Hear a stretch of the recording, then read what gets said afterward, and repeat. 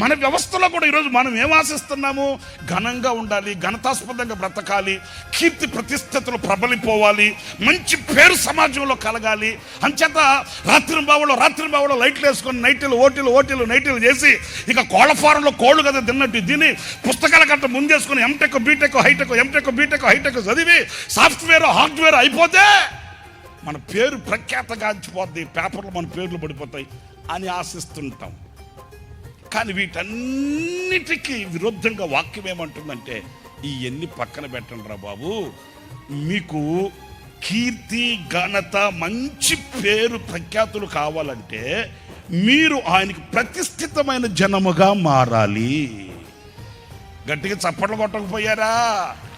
హల్లెలూయా.